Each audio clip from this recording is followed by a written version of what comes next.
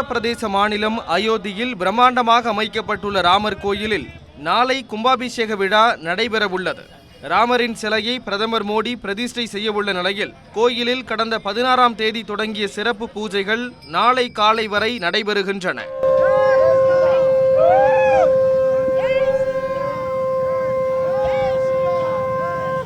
கருவறையில் பிரதிஷ்டை செய்யப்படவுள்ள ராம் லல்லா எனப்படும் குழந்தை ராமர் சிலைக்கு காவிரி நீரால் அபிஷேகம் செய்யப்பட உள்ளது. இதற்காக காவிரி நதி உற்பத்தியாகும் கர்நாடக மாநிலம் தலை காவேரியிலிருந்து பூஜித்து கொண்டுவரப்பட்ட நீர் ராம ஜென்மபூமி தீர்த்த கஷேத்திர அறக்கட்டளையிடம் வழங்கப்பட்டது. இதேபோன்று தமிழ்நாட்டின் தர்மபுரம் ஆதீனம், சைலாபுரி ஆதீனம் உள்ளிட்ட ஆதீனங்களின் ஆசியோடு காவிரி நீரும் கோயில் அறக்கட்டளை நிர்வாகத்திடம் வழங்கப்பட்டது.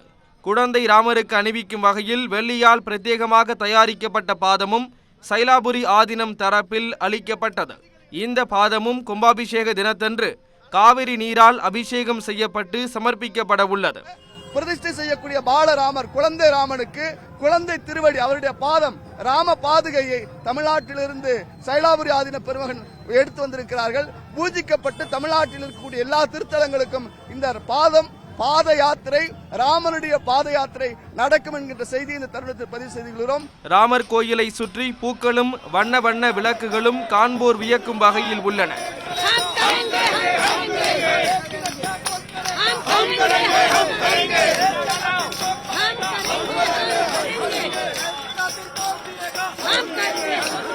அயோத்தி வரும் பக்தர்களுக்கென சிறப்பான வசதிகள் செய்யப்பட்டுள்ளதாக சென்னையில் இருந்து வந்த பக்தர் புருஷோத்தம் குப்தா தெரிவித்தார். எவ்ரிதிங் ராமர் பொறுத்து கோயில் பொறுத்து ஆல்மோஸ்ட் எவ்ரிதிங் இஸ் ரெடி. அவங்க நல்லபடியாக பண்றாங்க. கல்ச்சர் என்னென்ன ஃபாலோ பண்றோம் எல்லாம் பண்றாங்க. அண்ட் பப்ளிக் பொறுத்து எல்லாரும் வரலாம். ஆஃப்டர் 23rd இங்க எல்லா வசதி இருக்கு. கிளீன்லினஸ், நீட்லினஸ், சாப்பாடு எல்லாம் இருக்கு.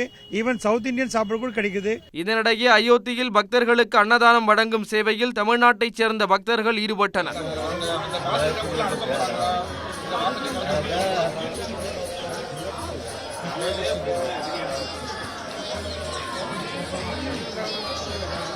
ராமர் கோயில் முழுவீச்சில் கும்பாபிஷேகத்திற்கு தயாராகி வருவதாலும் பாதுகாப்பு கருதியும் இன்றும் விழா நடைபெறும் நாளான நாளையும் பொதுமக்களுக்கு அனுமதி மறுக்கப்பட்டுள்ளது. விழா அழைப்பிதழ் உள்ளவர்கள் தவிர பொதுமக்கள் யாரும் வர வேண்டாம் என கோயில் நிர்வாகம் வேண்டுகோள் விடுத்துள்ளது.